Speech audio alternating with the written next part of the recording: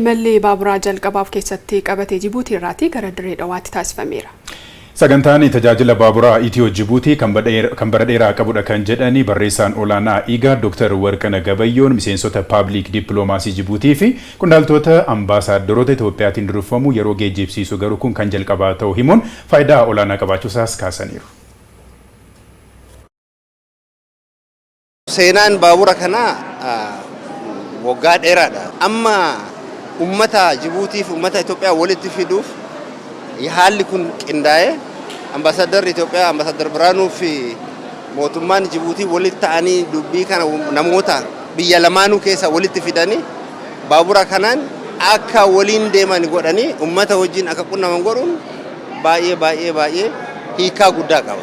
Hiikaan kunis tokko ummattoota lamaan kana walitti fiduudha.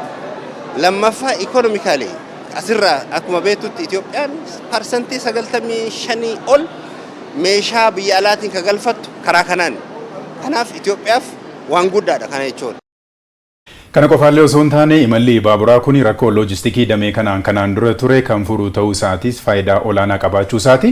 Dr. Warqina Gabayyoon kan kaasanii ergamni isaa guddaanis uummattoota biyyoota lameenii walitti fiduu ta'uu kaasanii kana cimsuudhaaf imala taasifame ta'uusaas kaasaniiru. Imalli kun immoo biyyoota miseensa IGAD akka Itoophiyaa fi Jibuutii irraan kan darbe biyyoota Afrikaa warreen kaaniif fakkeenyummaa guddaa qabasi kan jedhanii jiran Dr. Warqinan.